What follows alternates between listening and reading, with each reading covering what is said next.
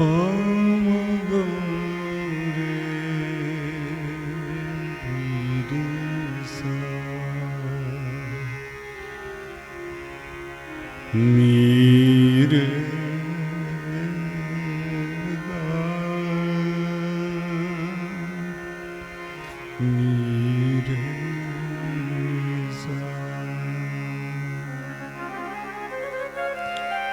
तान पूरा थोड़ा सा कम कर दो जरा सा।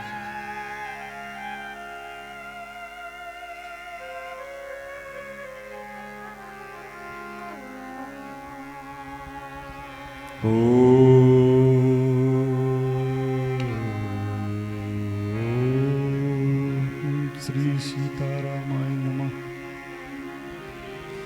श्री रामचंद्राय नमः। श्री भद्राय नमः। श्री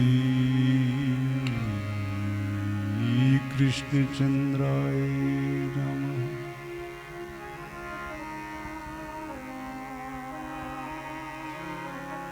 श्री सरस्वती नमः। श्री गुरुचरण कमलेभ्यो नमः। श्री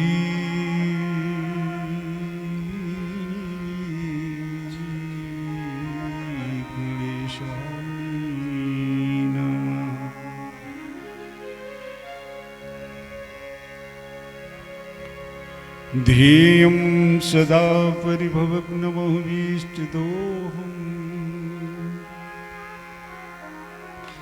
तीर्थास्पदं स्युविरिञ्चनुतं शरण्यम्।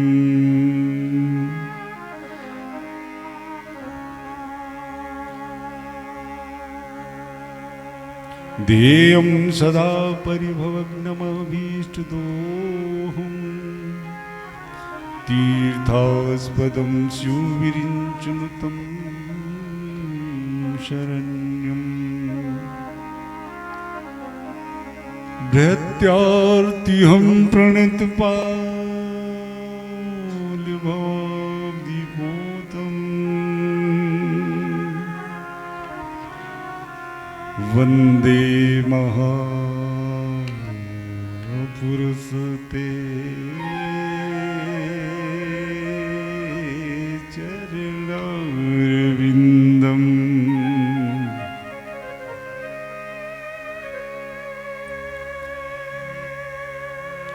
बंसी विभूषित करालमणिर्दौभा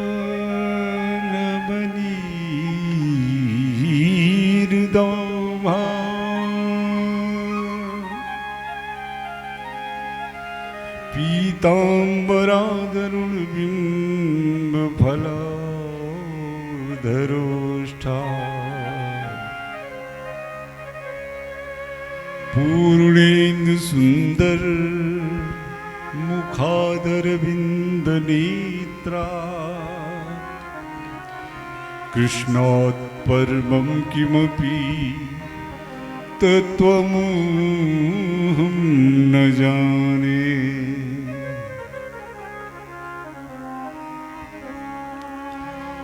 गजाननं भूतगणादिसेवितं कपित्थजम्बूफलचारुभक्षणम् उमासुतं शोकविनाशकारकम् नमामि विघ्नेश्वर पादपङ्कजम्। सच्चिदानन्दरूपाय विश्वोत्पत्त्यादिहेतुवे तापत्रय विनाशाय श्रीकृष्णाय वयं नुमः।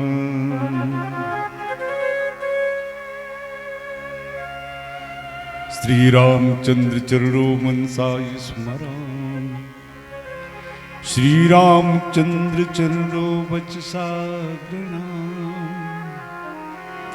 श्री रामचंद्र चरणों सिरसा नमामि।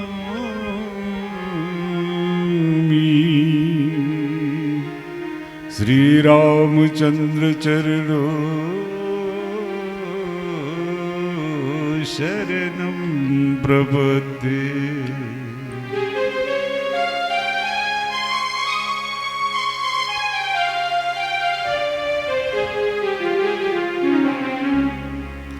श्री गुरु चरण सरोज रज निज मन मुकुर सुधार।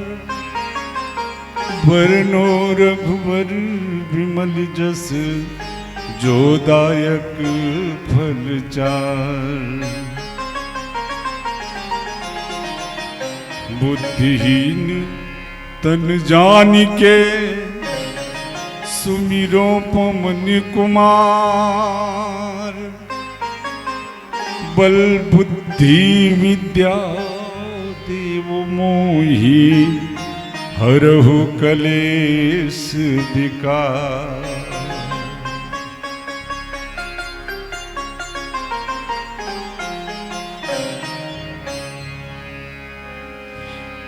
अपने अपने घरन की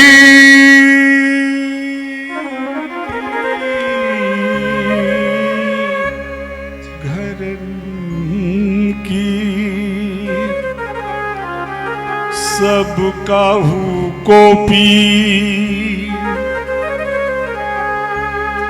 तुम ही पीर सब घरन की।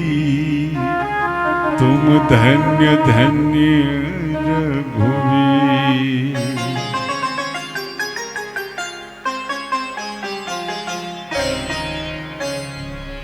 भक्ति भक्ति भगवंत गुरु चतुर नाम बपु एक। जिनके पद वंदन किए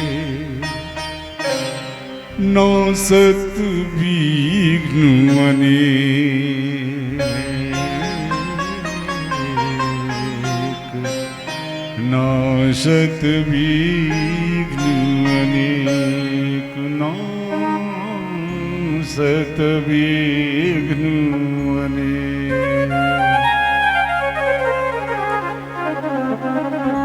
बोलो भक्तवत्सल भगवान की। श्री भागवत भगवान की। श्री सुखदेव जी महाराज की। श्री व्यास जी महाराज की। श्री परीक्षित जी महाराज की। श्री राम राजा सरकार की। महाराजा धीराज की। महाराज राजेश्वर की। वृंदावन बिहारी लाल की। कन्हैया लाल की।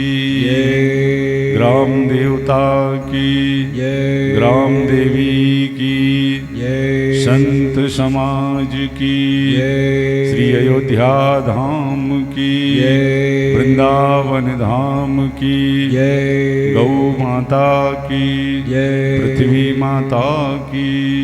भारत माता की। वीर बजरंग बली दादा की। हर हर महादेव।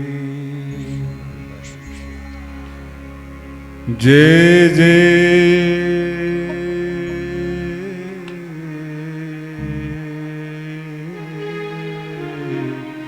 श्री राधे।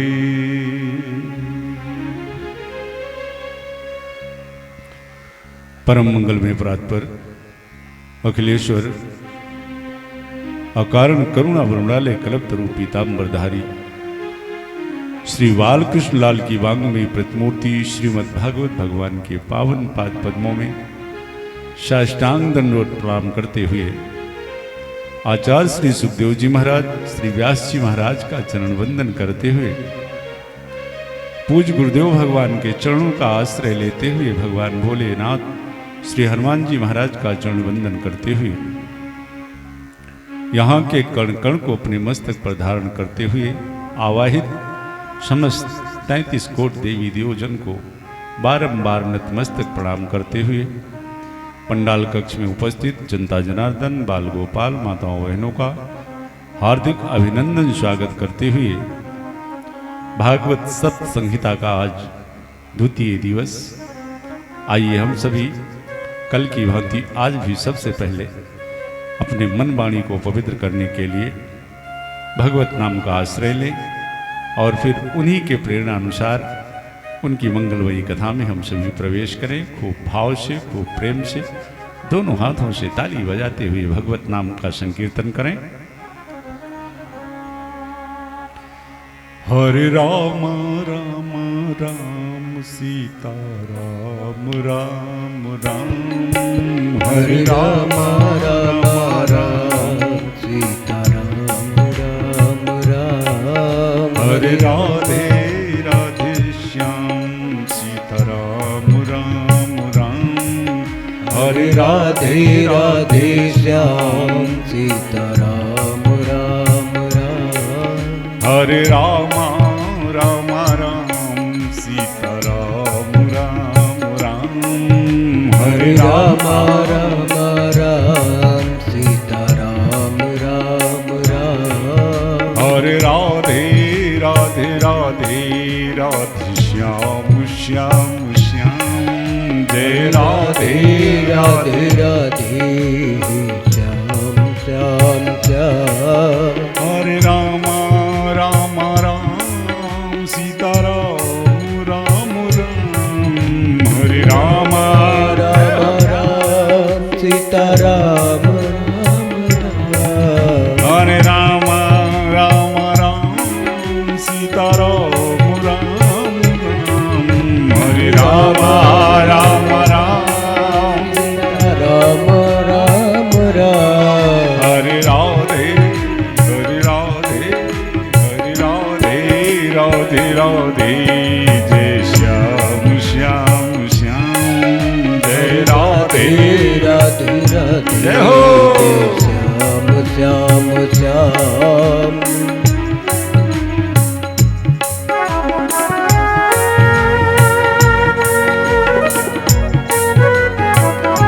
राधे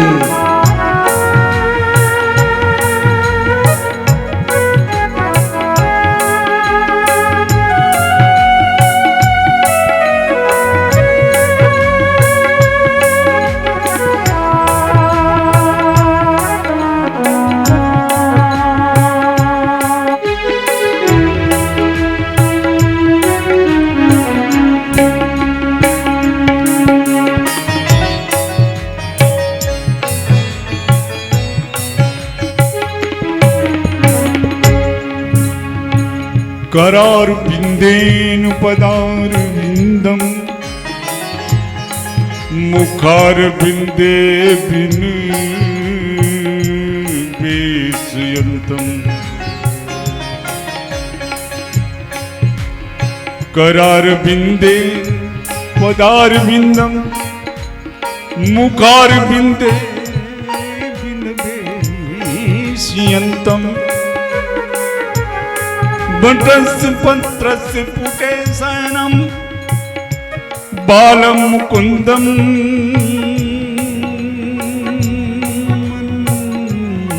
साई स्मरा,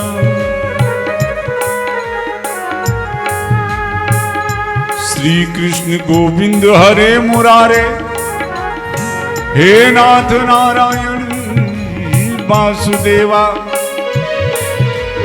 जीवे पिबस्वामृत में देव, गोविंद दामो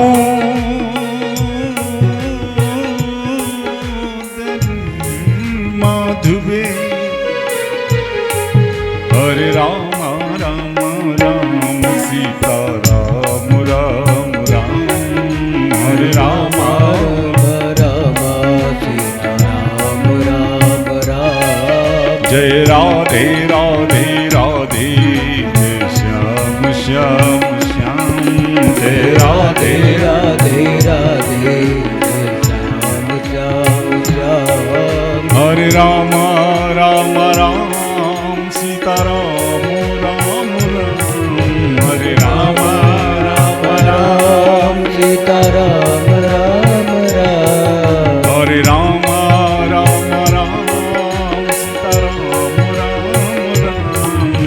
हरे राम राम राम सीता राम राम राम हरे राम हरे राम हरे राम राम राम सीता राम राम राम हरे राम सभी गाइए खूब प्रेम से सीता राम राम राम हरे राम राम राम सीता राम राम राम हरे राम जय हो सीता राम राम राम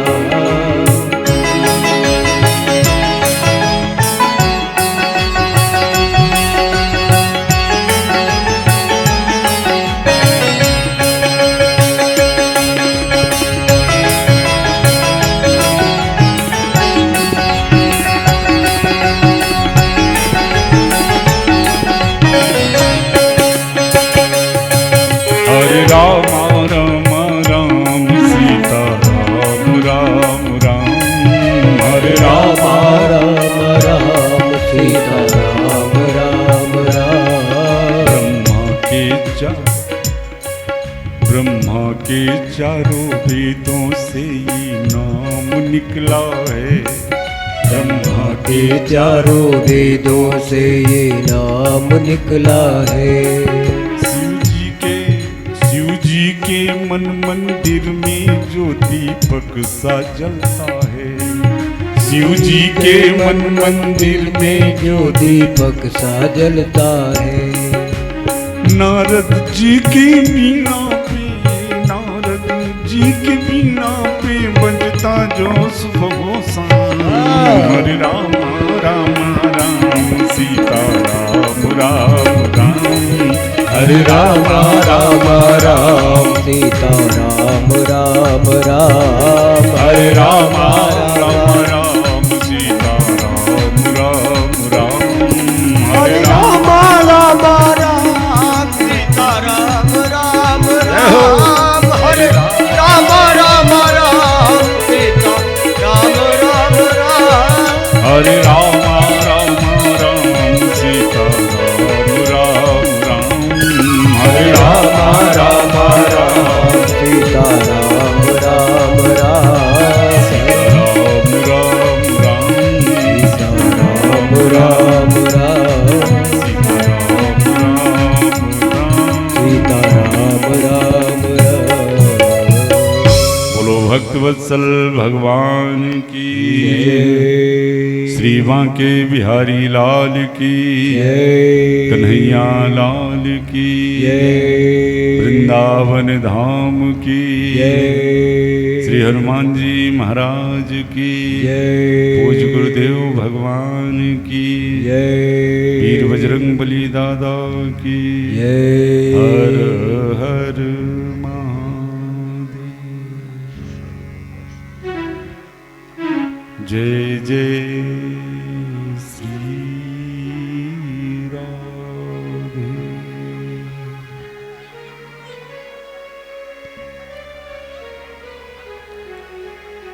कल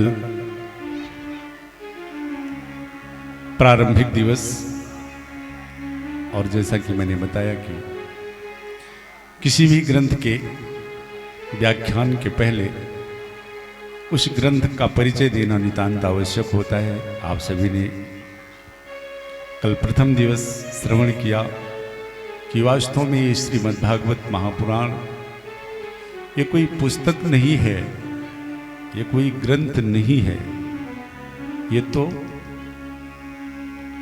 प्रत्यक्ष श्री कृष्ण ही इन कलिकाल के कलुषित प्राणियों के कल्याण के लिए इस ग्रंथ के अक्षर अक्षर में शब्द शब्द में मेरा कृष्ण ही आके समाहित हो गया।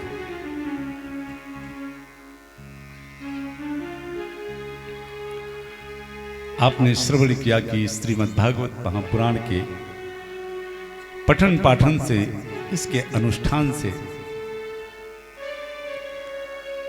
माता भक्ति ज्ञान वैराग्य इनके कष्ट की निवृत्ति के साथ साथ कैसे अधम पापी उस धुंधकारी का भी परम कल्याण हो जाता है।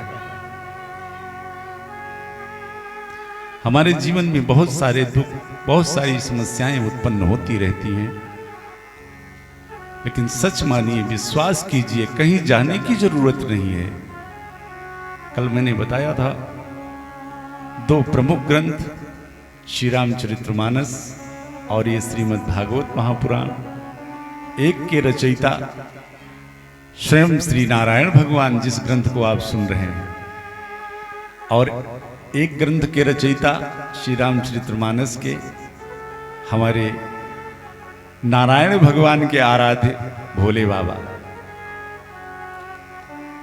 अब विचार कीजिए कि जिस ग्रंथ की रचना स्वयं नारायण और भोले बाबा ने की हो, कितना महत्वपूर्ण ग्रंथ है। एक एक शब्द, एक एक अक्षर उसका आपके जीवन के लिए कितना, आपके जीवन को कितना मजबूती प्रदान करने वाला होगा। बस करना यही है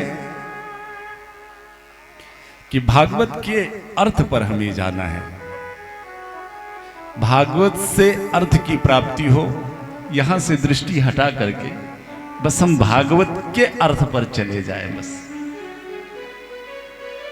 और देखने को ही मिलता है आजकल, हर घर में भागवत हो रही है, हर गांव में प्रतिवर्ष भागवत हो रही है, लेकिन ये देखा जा रहा है कि जैसे भागवत कराने के पहले थे वैसे बाद में भी रह जाते। जो आचार्य जी भी जैसे भागवत करने के पहले रहे वैसे बाद में भी रह जाते। तो इतना प्रभावशाली, इतना प्रमुख ग्रंथ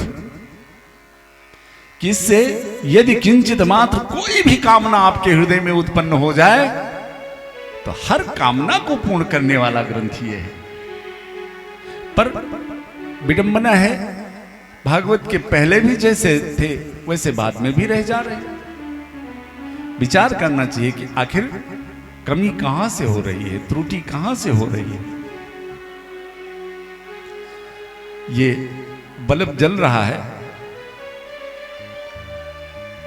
व्यवस्था करके बल्ब लगा दिया गया, और किसी कारण से अगर ये नहीं जला तो स्विच बोर्ड पर बार बार अंगुली रखने से अच्छा तो यही है कि पहले आप चेक करो कि ये तार तो नहीं कहीं गड़बड़ है। नहीं, कनेक्शन सही होगा तो एक बार ही बटन टीपोगे, बल्ब जल जाएगा। बस आज की मैं जो अपना अनुभव आपको बताऊं कि जो कोई लाभ नहीं किसी को मिल पा रहा है, बस उसका एक ही कारण है कि आचार्य और यजमान दोनों की दृष्टि भागवत के अर्थ से हट गई है। गई कहां? भागवत से अर्थ की प्राप्ति पे चली गई। आचार्य जी के पास जाओ, महाराज एक भागवत करवानी है, आप खुश हो जाएंगे, चलो कम से कम 20 दिन आश्रम का खर्चा चले। अच्छा, जजमान जी भी पीछे हटने वाले नहीं इसमें। जजमान जी भी, बाबा बेटे की नौकरी लग जाए तो एक भागवत और पक्की।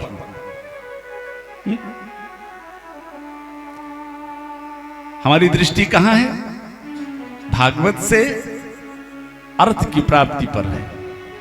बस करना यही है। अगर अपना भौतिक और आध्यात्मिक जीवन दोनों भागवत के माध्यम से संवारना है तो भागवत से अर्थ की प्राप्ति हो, यहां से दृष्टि हटा करके भागवत के अर्थ पर आ जाओ बस। जय हो, जय हो।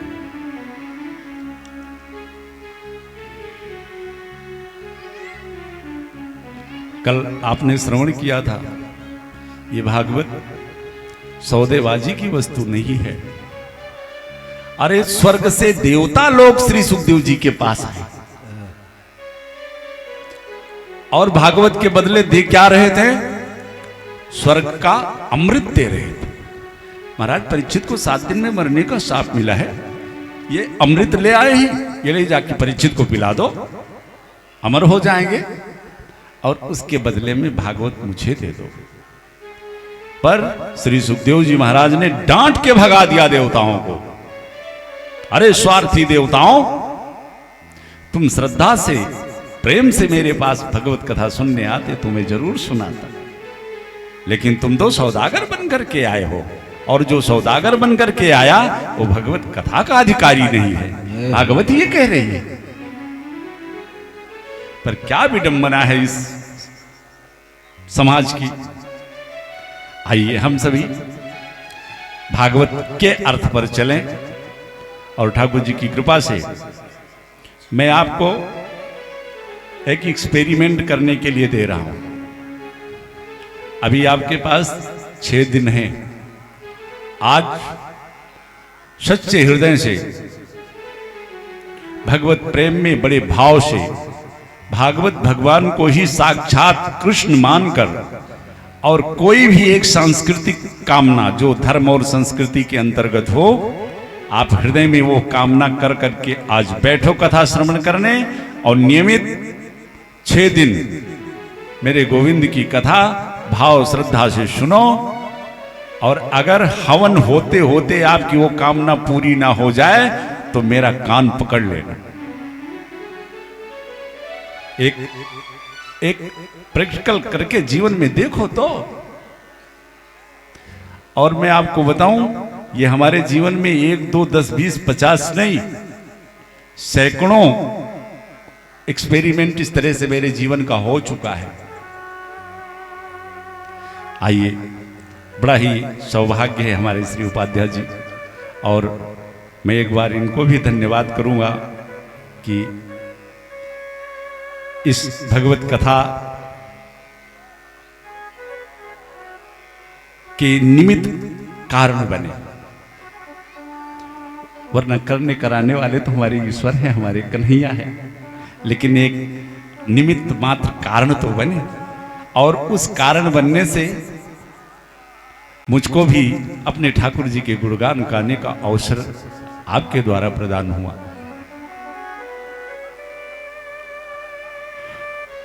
जितना फल भागवत श्रवण का है उससे कम फल भागवत गायन का नहीं है। यह चरित जो गावे वो हरि पद पावे।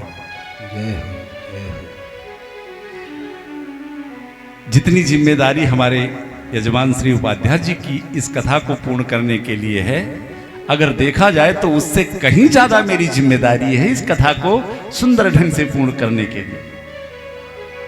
क्योंकि ये कथा ना हमारे यजमान जी की है ना मेरी है, ये कथा तो मेरे संवरिया की है, मेरे गोपी। इसलिए आइए खूब भाव से, खूब प्रेम से। महात्म के बाद श्री व्यास जी महाराज श्री भागवत भगवान के प्रथम स्कंद में प्रवेश करते हैं। इस श्री भागवत सब संहिता में जिसमें 18,000 श्लोक हैं,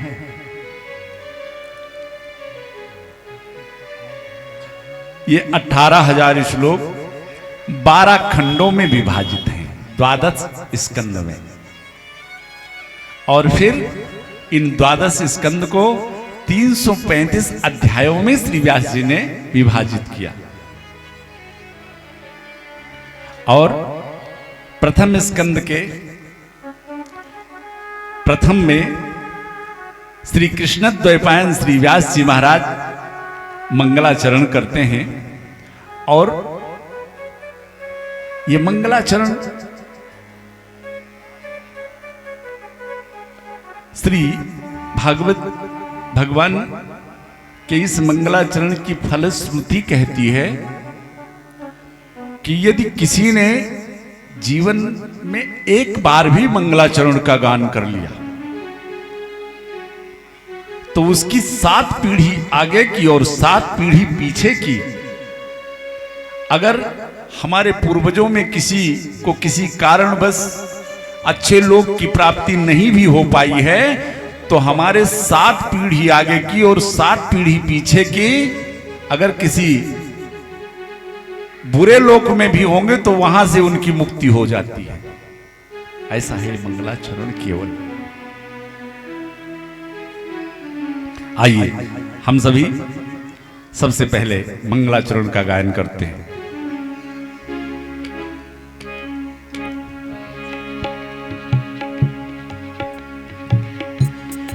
जन्माद्यास्य तोन्वयादितरतस् जारथे स्वविज्ञास्वराट् तेने ब्रह्म हृदयादि कवये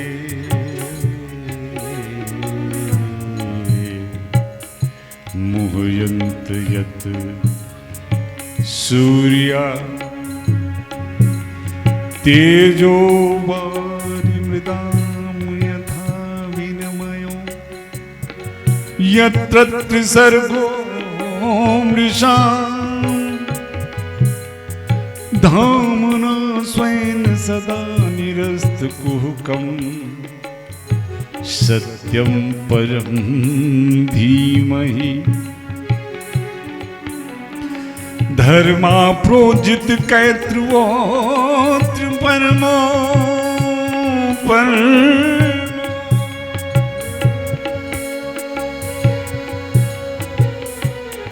निर्मत्सराणां सतां वेदमस्तममत्र वस्तु स्यूतम् तापत्रयोन्मूलनम् श्रीमद्भागवते महामुनिकृते किं वा पररीश्वरा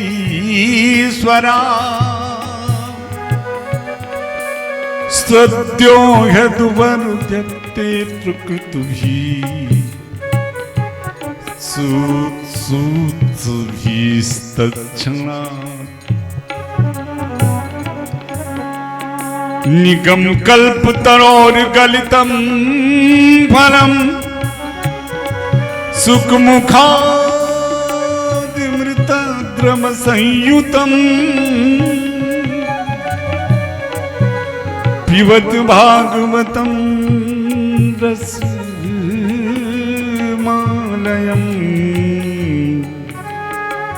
मुहुरहो रसिका भुवि भावुका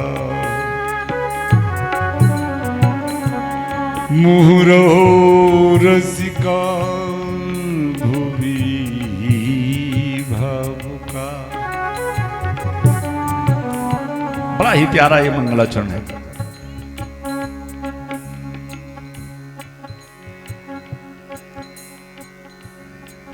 सार्वभौम है, ये सबके लिए है, प्रत्येक मानव मात्र के लिए है। किसी ने व्यास जी से पूछा, बाबा केवल मानव मात्र के लिए? अरे व्यास जी ने कहा नहीं नहीं नहीं नहीं, ये तो समस्त जीवों के लिए है।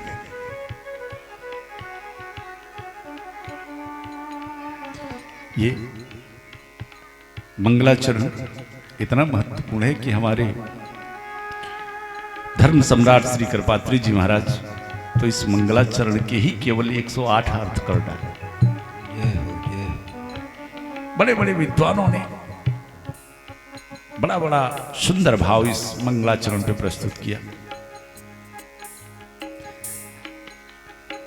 ये भागवत अंतिम पंक्ति में देखें, चूंकि बहुत विस्तार से चलने का अवसर नहीं है। भागवत है क्या? निगम कल्प तरोर गलितम फलम। ये निगम कहते हैं उन वेदों को। तो उस वेद रूपी विशाल कल्प वृक्ष का ये भागवत रूपी परिपक्व फल है। निगम कल्प तरोर गलितम फलम, एकदम पका हुआ। किसी ने व्यास जी से पूछ लिया, अच्छा बाबा एक बात बता रहे हो कि उस वेद रूपी विशाल कल्प वृक्ष का ये पका हुआ फल है, तो हमने देखा है कि जब कोई पका हुआ फल और पेड़ों की उच्च शाखा से टूट के गिरता है तो वो फूट जाता है, टूट जाता है, उसमें कुछ ना कुछ विकृति आ जाती है। आप लोगों ने भी देखा होगा, हाँ? कोई फल वृक्ष की ऊंचाई से गिरता है तो स्वाभाविक है कि वो टूट फूट जाता है। तो बाबा आप कह रहे हो कि ये भागवत रूपी जो ये आपका परिपक्व फल है, तो ये क्या वेद रूपी उस कल्प वृक्ष की उच्च शाखाओं से टूट के जब धरातल पे गिरा तो क्या ये फूटा नहीं? तब श्री व्यास जी कहते हैं कि देखिए, ये वेदों की उस उच्च शाखा से टूट के टपका तो, लेकिन एकदम से धरातल पे नहीं आया। एकदम से आया होता तो संभावना बनती, लेकिन ये शिक्षित प्रशिक्षित शाखा पल्लव परंपराया, एक शाखा से टूटा यह फल तो दूसरी शाखा पे लटका, अब तीसरी शाखा से दूसरी शाखा से गिरा तो तीसरी शाखा पे अटका, फिर तीसरी शाखा से टपका तो चौथी शाखा पर लटका। यानी कहने का मतलब उनका है कि ये भागवत रूपी जो परिपक्व फल है, ये नारायण रूपी दिव्य शाखा से प्रकट हुआ। भाई भागवता प्रोक्तम भागवतम, सबसे पहले 4 श्लोकों में इसे भगवान नारायण ने श्री ब्रह्मा जी को प्रदान किया। तो ये भागवत रूपी परिपक्व फल सबसे पहले भगवान नारायण की शाखा से जब टपका तो ब्रह्मा की शाखा पे अटका, और जब ब्रह्मा की शाखा से टपका तो नारद की शाखा पे लटका, और नारद की शाखा से टपका तो श्री व्यास जी की शाखा पे आके अटका। और फिर व्यास जी महाराज ने जब इसका 18,000 श्लोकों में विस्तार करके, तो फिर ये सुख शाखा पे आके लटका। तो फिर श्री सुखदेव जी के और महाराज परीक्षित के माध्यम से फिर ये सारे जगत, चराचर जगत को यह फल प्रदान हुआ। इसलिए व्यास जी कहते हैं ये उस निगम रूपी वेद कल्प वृक्ष का ये परिपक्व फल जो भागवत का है, ये निगम कल्प तरोर गलितम फलम, पका हुआ भी है और बिल्कुल सबूत है, इसकी गारंटी है।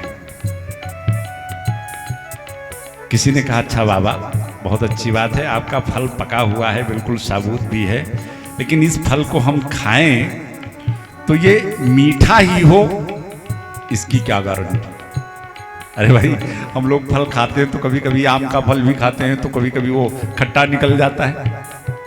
तो बाबा क्या ये भागवत रूपी फल पका हुआ है, सुरक्षित है, लेकिन मीठा होने की क्या गारंटी है? तब बड़ा सुंदर संकेत देते हैं श्री व्यास जी। सुख मुखाद मृत द्रव संयुतम, कहा ये फल मीठा है, इसकी सबसे बड़ी गारंटी यही है कि इस फल में श्री सुखदेव जी जैसे परमनिष्ठ, जो कि निज लाभ तुष्टा, जो अपने आनंद में आनंदित रहने वाले श्री सुखदेव जी महाराज, ऐसे श्री सुखदेव जी महाराज के मुख से ये लगा हुआ है। और आप विचार करो, किसी वृक्ष पर फल होता है और अगर उस पर तोता बैठता है तो जो उस वृक्ष का सबसे मीठा फल होता है, तोता उसी में चोंच मारता है। तो इस भागवत रूपी फल में भी सुखदेव जी जैसे परमनिष्ठ संत का मुख लगा हुआ है, इसलिए इसकी पूरी गारंटी है कि ये बिल्कुल मीठा ही है। जय हो। सुख मुखा श्री सुखदेव जी जैसे परमनिष्ठ का मुख लगा हुआ है। अच्छा महाराज, तो इस फल को करें क्या? तो श्री व्यास जी महाराज कहते हैं, पिबत भागवतम रस मालयम, अरे इस फल को पियो, इस भागवत रूपी फल को पियो।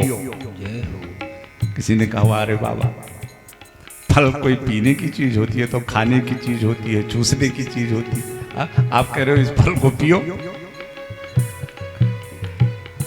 तो व्यास जी ने कहा भाई देखो, जिस फल में छिलका और गुठली हो उसे खाया जाता है, चूसा जाता है, लेकिन इस फल में जो भागवत रूपी ये फल है, इसमें तो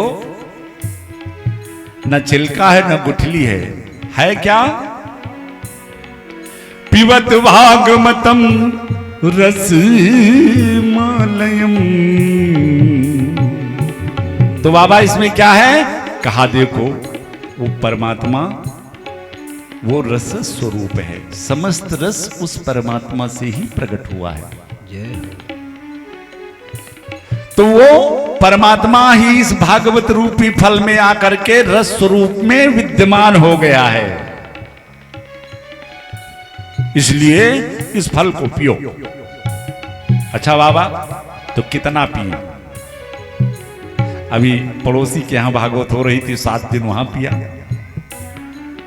हरिद्वार गए थे घूमने, वहां भी बढ़िया गायन हो रहा था भागवत का, वहां भी रस पिया। तो कितनी बार पिए? तो व्यास जी कह रहे हैं मुहुर्मुहु, बार बार पियो,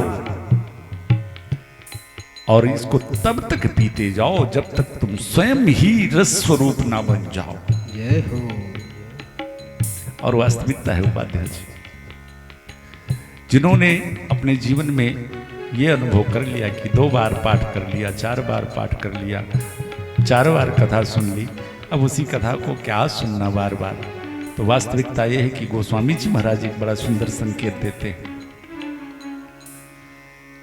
कि राम कथा जे सुनत अघाही, राम कथा जे सुनत अघाही, राम कथा जे सुनत अघाही, राम कथा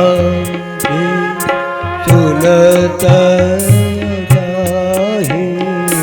रस विशेष जाना तीन नाही, रस विशेष जाना तीन नाही। जिन्होंने ये बोल दिया कि अरे मैंने तो 10 बार कथा सुन ली, अब क्या सुनना, वास्तव में हमारे संत शिरोमणि श्री गोस्वामी जी कहते हैं नहीं, इसके माने उन्हें इस कथा का रस मिला ही नहीं। जय हो। मुहुर्मुहु पीते जाओ, कब तक? जब तक तुम स्वयं परमात्मा के स्वरूप ही ना हो जाओ। अच्छा बाबा चलिए, तो ये रस आप किस किस को पिला रहे हैं? तब 2 लोगों का नाम लिया श्री व्यास जी। मुहुरहो रसिका भूवि भावुका। अरे रसिकों आओ, अरे भावुकों आओ, देखो तुम्हारे लिए मैंने कैसा ये दिव्य रस तैयार किया है। जय हो। किसी ने कहा बाबा केवल 2 ही लोगों के लिए यह है। श्री व्यास जी ने कहा नहीं, है तो ये सार्वभौम सबके लिए है, लेकिन प्यासे को पानी पिलाने का आनंद कुछ और ही होता है। जय हो। जय। और जो हमारे भगवत कथा के पिपासु होते हैं, जीवन में सब कुछ छूट जाए तो चलेगा, लेकिन कथा छूट जाए तो कथा मात्रैक जीवनम। जो कथा के रसिक हो जाते हैं, कथा तो उनका जीवन बन जाता है। मंगलाचरण उपरांत श्री व्यास जी महाराज के साथ आइए हम सभी चले नैमिष। श्री सूत जी महाराज 88,000 ऋषियों का प्रतिनिधित्व कर रहे हैं। श्री सौनक जी प्रधान श्रोता हैं और 88,000 ऋषियों के समुदाय का प्रतिनिधित्व करने वाले श्री सौनक जी महाराज आज 6 प्रश्न श्री सूत जी से करते हैं, और इसी 6 प्रश्न के उत्तर में देखिए, उत्तर से भी ज्यादा महत्वपूर्ण प्रश्न होता है। अगर प्रश्न ना हो तो उत्तर का कोई मतलब ही नहीं है। हमारे जीवन में सबसे पहले प्रश्न खड़ा होता है तो उत्तर बाद में उसका मिलता है। 6 प्रश्न किया, चतुरता देखिए श्री सौनक जी महाराज की। नैमिष क्षेत्रे ऋषया शौनकाम दया शत्रम स्वर्गाय लोकाय सहस्त्र समुमासत। 6 प्रश्न किया और 6 प्रश्न में पहला प्रश्न है श्री सूत जी से, श्री सौनक जी का, कि महाराज मानव का परम धर्म क्या है? क्या हमारे बगल में मंदिर बना है, रोज मंदिर में जाकर के पूजा आरती करना यही मेरा परम धर्म है? मंदिर की परिक्रमा करना, तीर्थ यात्रा जाना, दान करना, क्या यही मेरा परम धर्म है? आखिर मानव का परम धर्म क्या है? ये पहला प्रश्न। दूसरा प्रश्न, हम तीर्थों में जाते हैं, मंदिरों में जाते हैं, शिव दरबार में जाते हैं, तो शिव के भक्त कहते हैं हमारे भोले बाबा सबसे बड़े देवता हैं, इनकी सेवा करो, इनके शरण में रहो। कृष्ण दरबार में जाते हैं तो कृष्ण भक्त कहते हैं अरे मेरे संवरिया से बड़ा तो कोई है ही नहीं, इधर आओ। राम दरबार में जाते हैं, मतलब इस कलिकाल में 33 करोड़ देवता हैं। तो महाराज मेरा दूसरा प्रश्न है कि आखिर हम पूजा किसकी करें? तीसरा प्रश्न, वेदों ने भगवान को अजन्मा बताया है, तो जो परब्रह्म परमात्मा, जो निर्गुण निराकार निर्विशेष अजन्मा है, फिर वो दशरथ का बेटा राम कैसे बना? देव की वसुदेव का बेटा कृष्ण कैसे बना? चौथा प्रश्न, जीवन का परम लक्ष्य क्या है? देखिए, पहला प्रश्न है मानव का परम धर्म क्या है, और चौथा प्रश्न है कि जीवन का परम लक्ष्य क्या है? क्या हमारे जीवन का लक्ष्य यही है जो ये जीवन हमें मिला है कि विद्या अध्ययन इत्यादि करके और नौकरी इत्यादि करके आजीवन अपने और अपने परिवार का भरण पोषण किया? क्या वास्तव में यही मेरे जीवन का लक्ष्य था?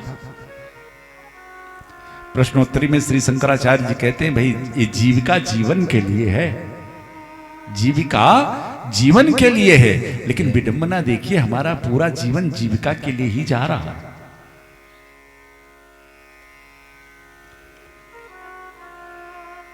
भोजन इस देह यात्रा को संपन्न करने के लिए होता है, हाँ, कि बढ़िया हष्ट-पुष्ट बने रहे, अपना काम चलता रहे। अब ऐसा तो नहीं कि हमने भोजन के लिए ही पूरा जीवन समर्पित कर दिया हो। तो जीवन का परम लक्ष्य क्या है? पांचवा प्रश्न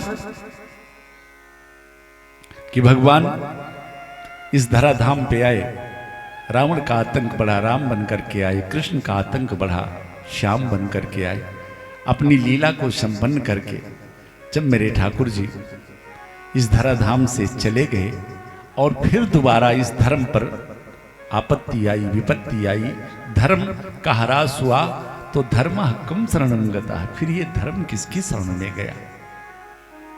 इस तरह से 6 प्रश्न श्री सौनक जी महाराज श्री सूत जी महाराज से करते हैं। और देखिए चतुरता उस संत की कि इस 6 प्रश्न में श्री सूत जी महाराज को इतना बांध दिया कि संपूर्ण श्रीमद् भागवत महापुराण का गायन करना पड़ रहा है। श्री सूत जी महाराज को मुस्कुराए, अरे ऋषियों मैं समझ गया, और कोट सा धन्यवाद है तुमको कि ये जो प्रश्न किया है, मैं ये जानता हूं कि तुम संत तो परोपकार के लिए होते हैं, संत सहें दुख पर हित लागी, पर कारज के कारण साधुन धरा शरीर। यह प्रश्न तुम लोगों ने अपने लिए नहीं किया, अपितु जगत कल्याण के लिए किया, और यह प्रश्न करके केवल तुमने अपना और जगत का ही कल्याण नहीं किया, अपितु मेरे से प्रश्न करके मेरा भी कल्याण तुमने कर दिया कि इस प्रश्न के उत्तर में मुझे ठाकुर जी की संपूर्ण कथा का गायन करना पड़ेगा। 2 मिनट का अवसर दो और जरा मैं अपने पूज्य गुरुदेव भगवान का मंगलाचरण कर लूं। अब श्री सूत जी महाराज अपने पूज्य गुरुदेव भगवान का मंगलाचरण करते हैं। भैया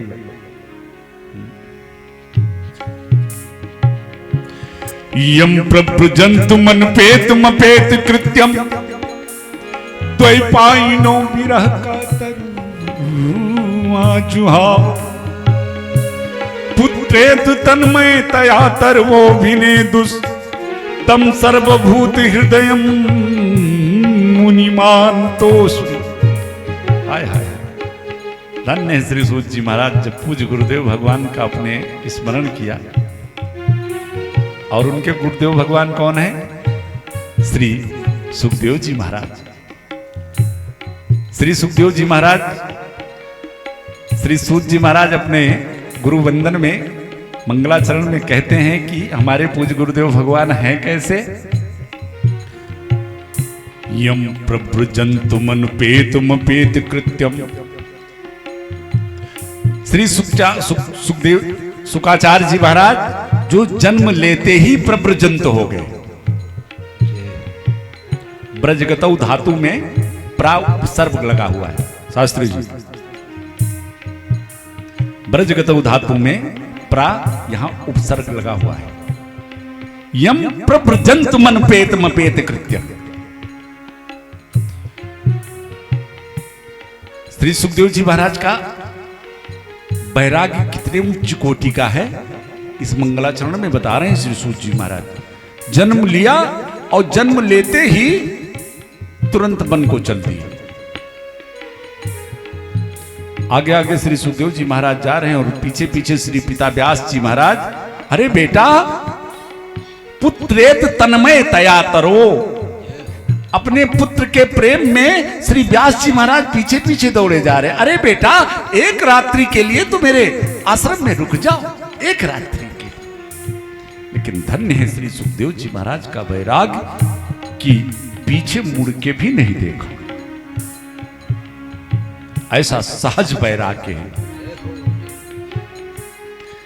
वैराग्य बहुतों को होता है। एक होता है परिस्थिति का वैराग्य। प्रायः हम सभी के जीवन में भी 10-20 बार वैराग्य हो ही जाता है। घर में हुई खटपट तो वैराग्य हो गया, चल बाबा के मठ पर। जिनके लिए सब कुछ करते जा रहे हैं, जब हो तभी तिरस्कार, जब हो तभी उल्टे बाली। चलो चलते हैं गुरु जी के वहीं आश्रम पर रहेंगे, वहीं भजन करेंगे, क्या लेना देना। पहली बात तो पहुंच भी नहीं पाते, लेकिन अगर पहुंच भी गए तो 2 दिन से ज्यादा नहीं, फिर चिंटू पिंटू जो घर में नाती पोते हैं उनकी याद आ जाए। चलो वो अब की लौट चलते हैं, वो दोबारा अगर ऐसा हुआ तब आएंगे, तब भजन करेंगे। हाँ प्राय अक्सर ऐसा होता है। तीन प्रकार का वैराग्य बताया हमारे संतों ने। एक तो है सहज वैराग्य, और एक है परिस्थिति का वैराग्य, और एक है मरकट वैराग्य। मरकट वैराग्य मतलब जैसे बंदर एक डाली से दूसरी डाली पर हर क्षण आया जाया करता है, ऐसे ही हमारे जीवन में भी कुछ घटनाएं ऐसी घटित होती है, वैराग्य उत्पन्न होता है, लेकिन अगले ही क्षण फिर उसी जगह पे, उसी डाल पे। परिस्थिति का वैराग्य क्या है? एक थोड़ा सा छोटा सा उदाहरण मैं आपको दूं। अयोध्या से प्रभु श्री राम के लिए 14 वर्षों का वनवास मांग लिया माता कैकेयी महाराज दशरथ से। राम जी वन को चले गए, और राम जी जब वन को चले गए तो उसी दिन से अयोध्या में 2 गुट हो गया, 2 मत हो गया। एक राम जी के अनुयायी जो राम जी को अपना इष्ट मानते हैं, और एक श्री भरत जी के अनुयायी जो श्री भरत जी को अपना इष्ट मानते हैं। पर जब अयोध्या में दोनों मत के लोग इकट्ठा होते हैं, राम जी तो वन को चले गए और भरत जी नंदी ग्राम में कुटिया बना के रह रहे हैं, और यहाँ अयोध्या में जब दोनों मत के लोग इकट्ठे होते हैं तो देखिए आज की तरह नहीं कि 2 मत के लोग, 2 गुट के लोग इकट्ठे हो जाए तो लाठी डंडे चलने लगे, नहीं। जब वहां दोनों मत के लोग इकट्ठे होते हैं तो दोनों मत के लोग अपने अपने इष्ट की प्रशंसा करते हैं। राम मत के लोग कहते हैं भरत मत के लोगों से, भैया जरा मेरे ईश्वर के त्याग को देखो, उनके वैराग को देखो कि पिता के एक वचन का पालन करने के लिए लखन राम सिए कानन बसई। जय हो, जय हो। अयोध्या जैसे राज्य को छोड़कर मेरे राम जी वन को चले गए। भरत मत के लोग सुनते तो कहते भाई प्रशंसनीय कार्य है, लेकिन एक बार जरा मेरे इष्ट पर दृष्टि डाल। अगर लखन राम सिए कानन बसही तो भरत भवन बस तप तन कसही। जय हो, जय हो। राम जी के पास परिस्थिति का वैराग्य है। परिस्थिति का वैराग्य क्या? कि पिता वचन मैं नगर ना आऊं, पिता के वचनों में बंधा हुआ हूं। लेकिन श्री भरत जी को देखो, ननिहाल में थे, अयोध्या आए। समस्त अयोध्या वासियों की इच्छा है कि राम जी वन को चले गए, भरत अयोध्या के सिंहासन पर बैठे। सभी माताओं की इच्छा है कि भरत ना ज्यादा दिन तो जब तक राम जी अयोध्या नहीं आते तब तक अयोध्या के सिंहासन पर बैठे।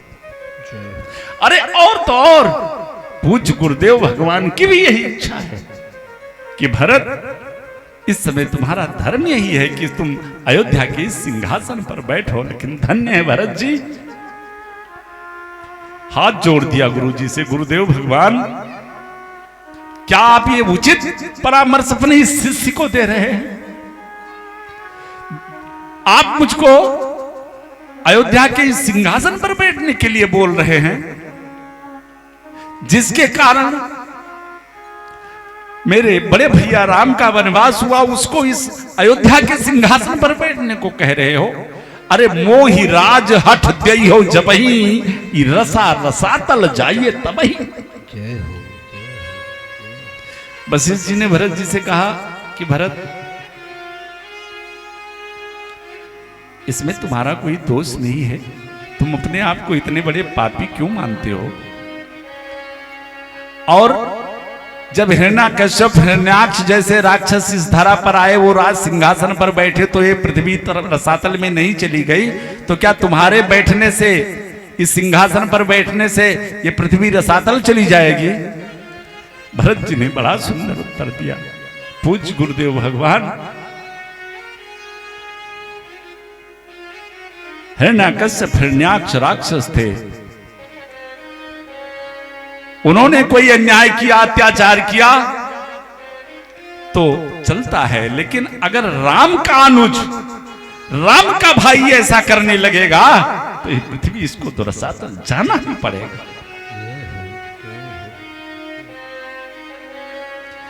भरत जी नंदी ग्राम में अयोध्या का कार्यभार श्री शत्रुघ्न लाल जी को सौंप दिया और स्वयं नंदी ग्राम में कुटिया बना करके और 14 वर्षों तक उसी कुटिया में रहते हैं। खाते क्या हैं? जो गौ माता अपने खाने के साथ, घास के साथ में जो अनाज का दाना खा जाती हैं, गोबर के साथ जो निकल जाता है, उसी गोबर में से वो दाने बीन करके और श्री भरत जी उसको साफ करके वही आहार में लेते। बेटे किसके हैं? चक्रवर्ती नरेश महाराज दशरथ के, कि जिसके धन को देखकर दशरथ धन लखि धनद ल जाई। लेकिन देखिए राम जी के पास परिस्थिति का वैराग्य है, वो पिता के वचनों में बंधे हैं, लेकिन भरत जी के पास कोई ऐसा बंधन नहीं था। लेकिन भरत जी के पास ये सहज वैराग्य है। कुटिया बनाई, कुटिया में चटाई बिछा करके अभी लेटने ही जा रहे थे, इतने में याद आया कि हम इसी पृथ्वी पर किसी वन प्रखंड में हमारे बड़े भैया, हमारे इष्ट, हमारे राम जी भी कहीं चटाई बिछा करके ही लेटे होंगे, और अगर इस पृथ्वी पर मैं चटाई बिछा करके और लेट जाता हूं तो हो ना हो ये सेवक धर्म टूट जाएगा, क्योंकि स्वामी की बराबरी हो जाएगी। इसलिए भरत जी करते क्या हैं? जिस कुटिया में रहते थे, महिखन उसी कुटिया में गड्ढा बनाया, मही खानी तब साथरी डसाई, उस गड्ढे में अपनी चटाई बिछाई। ये है श्री भरत जी, ये है सहज वैराग्य। तो जब राम मत के लोग कहते हैं कि देखो मेरे राम जी को लखन राम सिए कानन वसही, तो भरत मत के लोग कहते हैं भैया जरा एक बार मेरे भी इष्ट पर नजर डालो। अरे भरत भवन बस तप तन कसही, भरत जी के पास कोई वचनों का बंधन नहीं है, लेकिन ये उनका सहज वैराग्य है। और जब राम मत के लोग श्री भरत जी के इस व्यवहार पर दृष्टि डालते हैं तो दोनों मत के लोग एक साथ बोल उठते हैं कि दो दिस समूझी कहत सब लोग, दो दिस समूझी कहत सब लोग,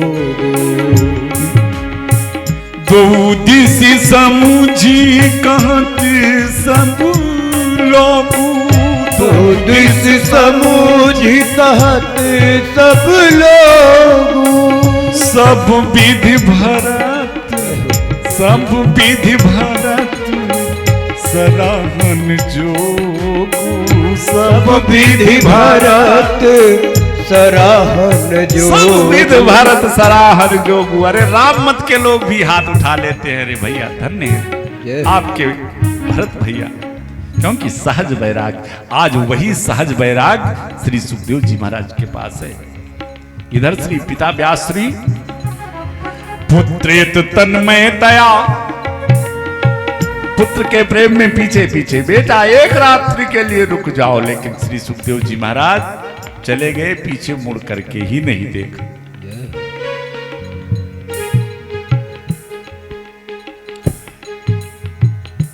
ऋषियों ने कहा सरकार प्रश्नों का उत्तर तो बाद में दीजिएगा, पहले अब तो ऐसे सहज वैरागी का जीवन परिचय मुझे सुना देते तो आनंद आ जाता। तब श्री सूत जी महाराज अब श्री सुखदेव जी का जीवन परिचय देने लगे। ऋषियों, गोलोक धाम में निवास करने वाली किशोरी श्री राधा जी और श्री सुखदेव जी महाराज हमेशा सुख रूप में उनके वाम हस्त पर बैठकर और हमेशा श्री कृष्ण श्री कृष्ण श्री कृष्ण नाम गुनगुनाया करते। एक दिन श्री जी ने विचार किया कि जब तक सुखदेव का अवतार इस धरातल पे ना हो तब तक भागवत धर्म का प्रचार जगत में कौन करेगा। बेटा अब तुम्हारे इस पृथ्वी पर भूमंडल पर अवतार लेने का समय आ गया है। सुखदेव जी ने कहा ना मैया मैं तो यहीं ठीक हूं, क्योंकि वहां जाते ही हरि की माया जो है ना ये अच्छों अच्छों को जकड़ लेती है। बूंद परत भा डाबर पानी तिम जीवे माया लपटानी। मां मैं तो यहीं ठीक हूं, यहीं दो चार माले जो आपका कर लेता हूं। पर श्री किशोरी जी ने कहा सुखदेव मेरा आशीर्वाद तुम्हारे साथ है कि तुम्हें माया कभी तुम्हारी तरफ देख भी नहीं सकती। आज वही श्री सुखदेव जी महाराज हिमालय के एक प्रखंड में एक गुफा में एक सुख पक्षी और पक्षिणी के संयोग से एक अंडे के रूप में उनका प्रादुर्भाव हुआ। परंतु जैसे ही श्री सुखदेव जी महाराज अंडे के रूप में प्रकट हुए, उसी समय हिमालय में अत्यंत शीतल ठंडी हवाओं का प्रवेश हुआ। ठंडी हवाएं चलने लगी, शीत के कारण वो अंडा शुष्क हो गया, मृत हो गया। तो उस मृत अंडे को सुख पक्षी और पक्षिणी उसी गुफा में छोड़ के वहां से उड़ गए। और इधर संत श्री नारद जी ने विचार किया कि अब सुखदेव का जन्म होना चाहिए। विचार करने लगे, विचार किया कि नारद जी की विशेषता है ना, जिस घर में कभी लड़ाई झगड़ा ना हुआ हो और नारद बाबा चाहे तो उस घर में भी लड़ाई करवाई दे। ऐसा श्री नारद जी के लिए ग्रंथों में भी है और संत भी यही कहते रहते हैं। ये दो विशेषता है नारद जी की। अरे वैसे तो नारद जी के अंदर विशेषता ही विशेषता है, लेकिन थोड़ा सा शास्त्रीय मान्यता ऐसी है कि जिस घर में कभी लड़ाई झगड़ा ना हुआ हो और नारद जी चले जाए तो वहां लड़ाई जरूर होगी। और एक बात और है, जिस घर में हमेशा लड़ाई झगड़ा ही मचा रह रहा हो, अगर नारद जी वहां चला जाए तो उसी दिन से फिर वो लड़ाई समाप्त भी हो जाती है।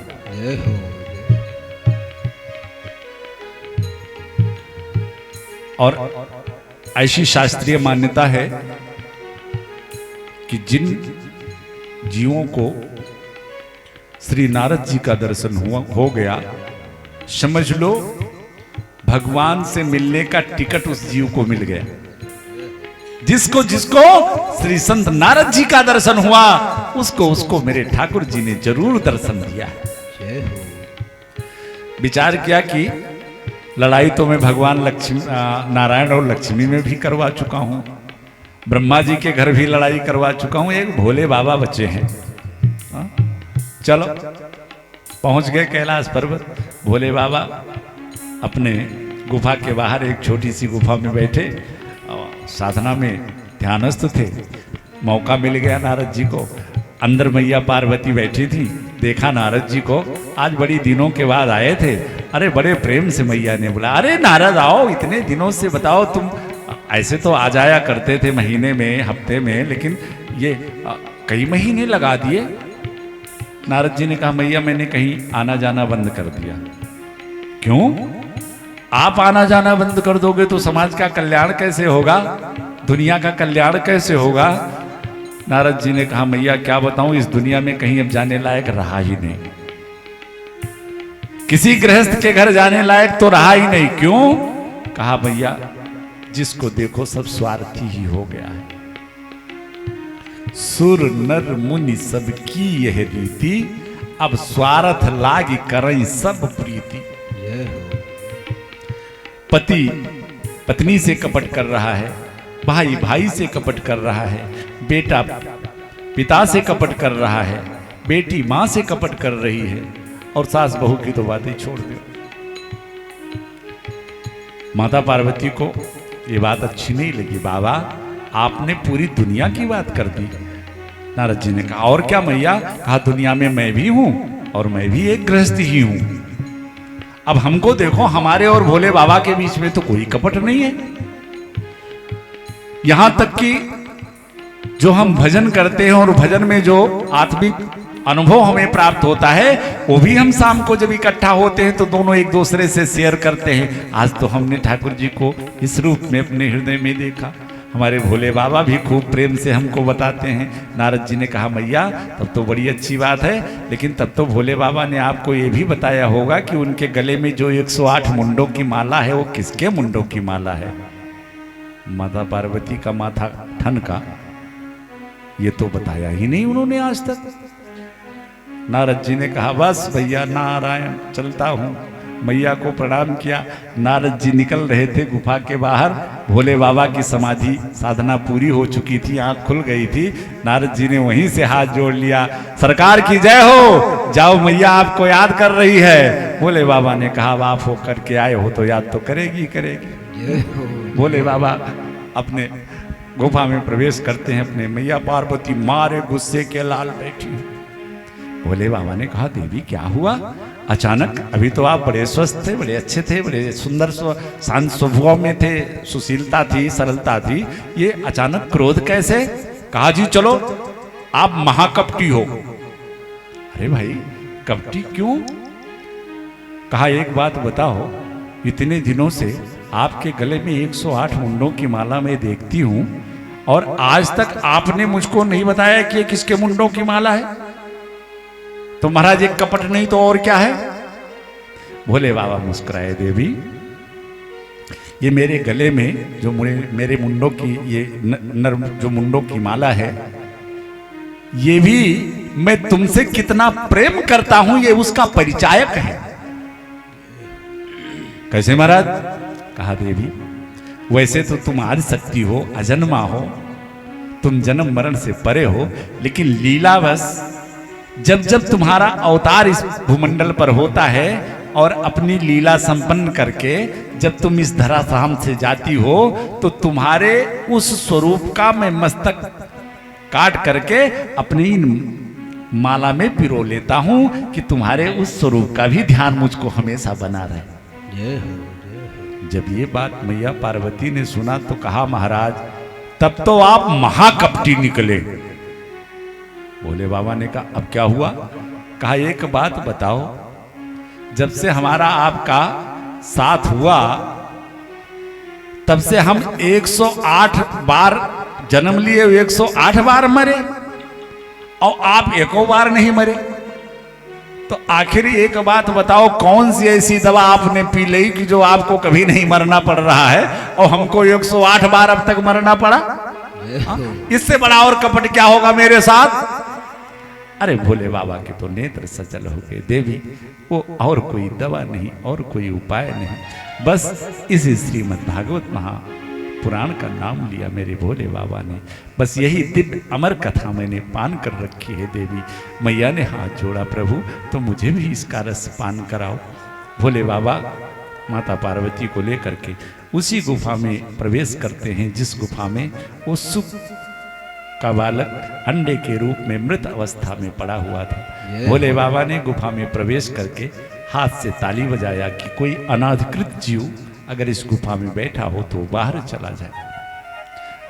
बाद में एक शर्त रख दिया मैया से, देवी देखो मैं तुम्हें कथा सुनाऊंगा, लेकिन कथा में जब भी गायन करता हूं ठाकुर जी का तो मैं अपने दोनों नेत्र बंद कर लेता हूं।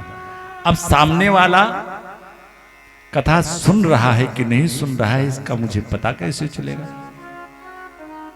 इसलिए जब मैं कथा बोलना शुरू करूंगा तो बीच में तुम हुंकारी भरती रहना, क्योंकि कथा श्रवण का विधान है और कथा हमेशा विधान से श्रवण करना ही चाहिए। विधान क्या है? कथा हमेशा सन्मुख बैठ करके श्रवण करना चाहिए। दूसरा, कभी कथा में सोना नहीं चाहिए। भगवान भोले बाबा ने माता पार्वती को कथा सुनाना प्रारंभ किया। मैया सुनती जा रही है, हुंकारी भरती जा रही है। पहले दिन की कथा विराम होते होते हर 7 दिन वो निरंतर कथा चली थी। पहले दिन की कथा पूरी होते होते जो सुख बालक अंडे के रूप में मृत अवस्था में पड़ा हुआ था, अचानक उसमें जीव का प्रादुर्भाव हो गया। ये है ये भागवत कथा। दूसरे दिन उस अंडे से वो सुख पक्षी बड़े सुंदर स्वरूप बाल रूप में प्रकट हो गया और वो भी बड़े प्रेम से भगवान की कथा सुन रहा है। तीसरे दिन, चौथे दिन संयोग से मैया को नींद आ गई। जब भगवान भोले बाबा 12 स्कंद में पहुंच करके और विभूति योग का वर्णन करने लगे तो थोड़ा सा मां को निरसता लगी, तो वहां इनको नींद आ गई। 12 स्कंद की कथा 7वें दिन पूरी करके भगवान भोले बाबा, अच्छा, जब मैया को नींद आ गई तो उस सुख बालक ने विचार किया कि अभी मैया हुंकारी भरना बंद कर देगी तो भोले बाबा कथा सुनाना बंद कर देंगे। अब क्या करूं? मैया तो सो रही है। अब मैया की जगह वो सुख बालक हुंकारी भरने लगा। भोले बाबा कथा सुना रहे हैं और श्री सुखदेव जी महाराज हुंकारी भर रहे हैं। 7वें दिन 12 स्कंद संपन्न करके और भोले बाबा ने बाल कृष्ण कन्हैया लाल की जयकारा लगाया। तब मैया की आंख खुली। हाँ भोले बाबा, तो कन्हैया से उद्धव जी ने क्या पूछा था? भोले बाबा को लगा कि लगता है सो गई क्या, ये तो 11 स्कंद की कथा पूछ रही। भोले बाबा ने कहा, देवी तुमको नींद आ गई? मैया चरणों में गिरी, सरकार मुझे नींद आ गई थी। फिर सोचने लगे हुंकारी कौन भर रहा था। इधर उधर देखा, किसी को नहीं देखा। पीछे एक सुख पक्षी बैठा हुआ है। भगवान भोले बाबा ने जब उसकी तरफ दृष्टि दौड़ाई तो अपना त्रिशूल लेकर के उसे मारने दौड़ पड़े। वो सुख बालक भी वहां से उड़ चला। आगे आगे वो सुख पक्षी उड़ा जा रहा है और पीछे पीछे भोले बाबा अपना त्रिशूल लेकर के उसको मारने के लिए दौड़ा लिए। आप प्रश्न करोगे कि आखिर उस सुख बालक ने कथा सुना था तो बोले बाबा उसको मारने क्यों गए? यही मैंने कहा ना, कथा सुनने का विधान है। कथा हमेशा सन्मुख बैठ करके सुनना चाहिए। इस सुख बालक ने कथा पीछे बैठ करके श्रवण किया है, इसलिए ये ब्रह्म विद्या के चोरी के अंतर्गत आता है, इसलिए ये मृत्युदंड का अधिकारी है। इसने ब्रह्म विद्या की चोरी की, मारने दौड़ पड़े, उड़े जा रहे हैं। और इधर हिमालय में बद्री विशाल भगवान के आगे श्री व्यास जी महाराज अपनी धर्मपत्नी श्री बीटका देवी के साथ बैठे हैं। आश्रम का नाम है शाम्य प्रासा। आज मैया ने श्री व्यास जी महाराज से कहा, सरकार हमारा ये गृहस्थ जीवन अब अंतिम पड़ाव की तरफ चल रहा है, आपकी कृपा हो जाए तो मेरे घर भी एक संतान हो जाए, एक पुत्र प्राप्ति मुझको भी हो जाए। व्यास जी ने कहा, भाई जब सरकार की कृपा होगी, जब ठाकुर जी की कृपा होगी तो संतान आपको भी मिलेगी। संजोग से माता देवी बीटिका को जम्हाई आई और उधर से वो सुख बालक जो उड़ा आ रहा था, मैया के मुखद्वार से जाकर के सीधा गर्भवास में जाकर के स्थापित हो गए श्री सुखदेव जी महाराज। जय हो, जय हो। बोलो श्री सुखदेव